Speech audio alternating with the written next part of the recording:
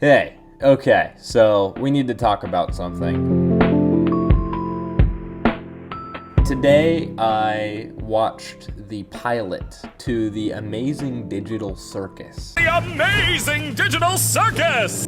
Something I never thought would come out of my mouth or that I would even be thinking about. My story with this is that I just heard of it and I didn't know what it was at all. This was one that I looked it up and I was like, oh, it's just a kid's show. Like that was my idea of it. It was just a little kid's show and that it was nothing more than that. Today I'm watching a TikTok and it's about some gaming thing and they have this song in the background and I'm like, what is this song? Like, it's kind of funny.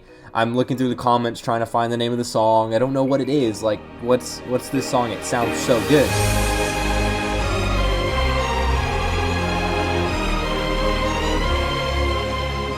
Like, the chord progression and everything was just placed together so well. So I ended up going to a different TikTok and finding the song name. And I'm like, it says something. And I'm like, oh, interesting. That's an interesting name. So I go check it out on Apple Music. I see it's from the album, like from the Amazing Digital Circus OST. And I'm like, what? This has like music too? I picked up from there, I listened to it and I'm like, wow, this is really good for something that I thought was so dumb. The pilot, 3 months into being uploaded, has like 250 million views. So I'm like, oh my gosh, the kids must be loving this. Like, this is crazy. I immediately looked it up past that. I was like, okay, what is this? This is different. It's like, this can't be a kid's show. The music that I heard initially, this can't be a kid's show. On the surface, it's like, oh, this is just like stupid. But you look into it and you get into this whole following of it. It's like Bluey in a way. Like I brought up, the kids love it. Like, it's tailored. It looks like it's a kid's show, but the adults watch it and it jokes about like fantasy and like sex jokes, and it's like, what's going on? The amount of witty humor that I was watching, like stuff I would have in my videos or my own edits, and stuff that's in here. Do you like adventure, activity, wonder, danger, horror, pain, suffering, agony, death, disease, death, angel food cake? Ow! You parasite! So I researched the channel, I researched the video, the show, and what the inspiration is. I think it's funny, it's dark, it's imaginative, it's full of potential. I just want to watch the Netflix show, I think is what it is now. So before you watch my review and diving into it, please watch the show, or the first episode at least. It's on YouTube, it's free. It's like 25 minutes. It's thorough. It'll keep you engaged. Like, trust me, it's gonna make this video so much better. I read somewhere that it takes inspiration from I Have No Mouth and I Must Scream, which makes so much sense because it's so dark and twisted like that. Also like Blade Runner, which is something I've been getting into. It follows a cast of people that were once human and they find themselves, they're then trapped inside like a landscape that's a carnival, a circus. They have to abide by a guy named Cain, and Cain is like God pretty much, even though God is also brought up as a subject, which is really weird. He's trying to keep them confined, relentlessly determined to keep them confined to like purgatory pretty much. They bring in a character and she, the show starts off immediately, she's just popped in there and it's this girl that put on the headset, and now she's like a deity and her name's Pomni, which I will show you the scene where that is decided because that's really funny. What are you thinking? I don't care, just pick anything. Let's see. What do you think of... I don't... You're right, terrible. Let's try that again. What do you think of Pomni? Sure. I think I just... Gadzooks, you're right, Jax. We should have a brand new adventure for our new member, Pomni. I said that like 5 minutes ago. There's a lot of really short, funny gimmick scenes where you watch it and it's like, did that really just happen? Like, kids are watching this? It's awesome. To celebrate her arrival, he releases weird creatures known as gloinks, which are kind of just glitches, and if you touch them, you just corrupt, and it turns you into them pretty much. But there's a void, right? And Cain is trying to get you not to go in there, because there's no point, really. He literally hasn't found a way to get out of it. You can't really track it very well. It doesn't have good pacing, which I think works, because it's you're not supposed to follow it. You're just supposed to understand the very minor details of what's happening. it seems like it places it off as if all the characters have been there for a while, and the first like one that gets introduced obviously is just now put in there.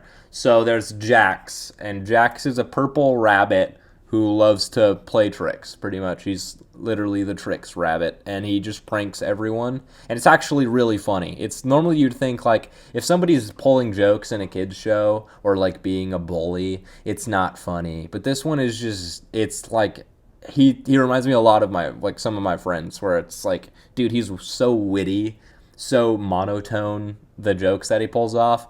Don't worry, Dollface. I've got a key to his room. Wait, why? You shouldn't have keys to anyone's room. Nah, I've got keys everywhere, and you've all been fine. By the way, I may have left something in your room today, so let me know if you find it. You're not afraid of centipedes, are you? Jax! That's literally my only fear. Why would you do this? What? It could be a completely unrelated question. You'll never know until it's too late. There's Gangle, who is literally just paper and is a ribbon, and they have a mask that swaps between happy and sad. But this one, it's just kind of sad. So it's kind of funny to see everyone make fun of that.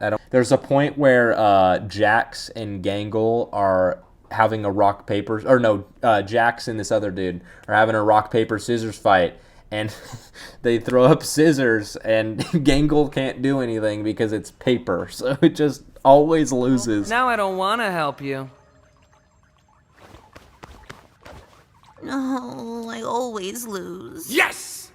It's so funny. And then there's Ragatha, and Ragatha is like a Raggedy Andy doll or Raggedy Annie doll who tries to just always stay positive but sucks at it. It's kind of like Joy from Inside Out. Like, she ends up getting attacked by the Gloinks and then can't find a way out of it. Get along like when you called me out for fake laughing at your jokes. I was just having a bit of a bad day.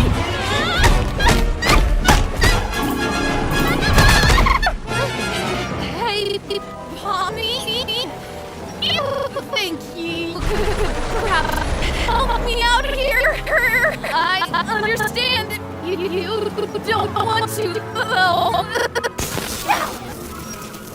Its mature themes explore so much collective trauma of each character in these circumstances. It's so random. The premise is so weird for a show that's framed for kids, like these dark themes. It's so funny. The animation is really good. It's like not gross kind of kids animation, like Uncanny Valley kind of stuff. So in the later scenes, she's trying to escape. She just couldn't reach everyone, but everyone's like, hey, where's Pomni? We're fighting off the Gloinks to bring her in. Pomni's not even here? Wasn't this whole thing for her? Be quiet. I can't hear the escalator. She's like looping through this death loop of the same rooms over and over again. Everyone's trying to find her. She's like, it's funny. She walks into a room where I think it's a mannequin in a bath, and then just some like freeze frame of a screaming mask running at her.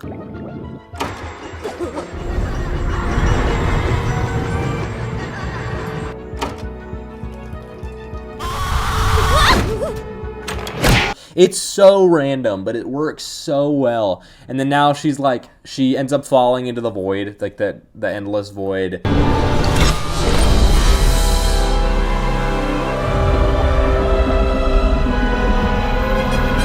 And is pulled out of it.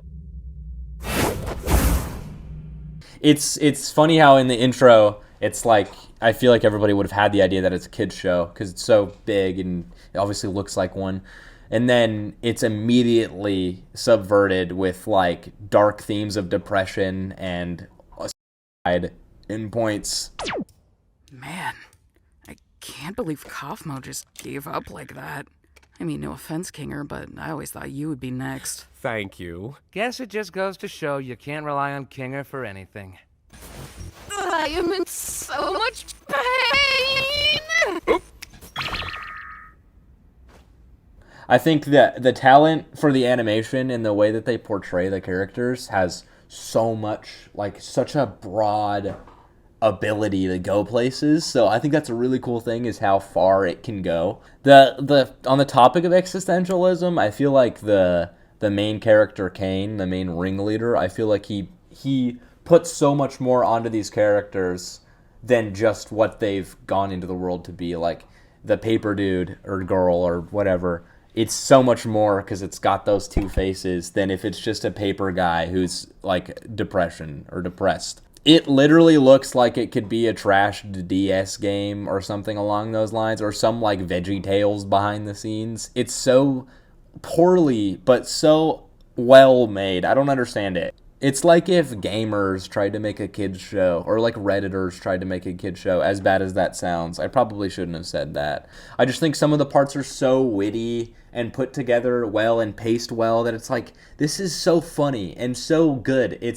I feel like I want to watch it for the sense of dread and like overarching darkness that has, because those are themes I tend to like to pick up in media. So that's a big thing for me. I feel like as the episodes go, I'm gonna maybe even drop a review afterwards. But for that pilot episode, honestly, that was so good. It subverted every expectation that I had, and I definitely just want to keep watching it. So again, I suggest, if you haven't already, that you watch that. It's so good. It's so well made for what it is. It caught me completely off guard, like blew my mind, and I knew I had to make a video about it because it's like, why not? This is so well put together. So definitely watch it if you're into those sort of things. If you're into like weird content, if you're a person that watches like westerns, don't watch this. You're probably not gonna like it.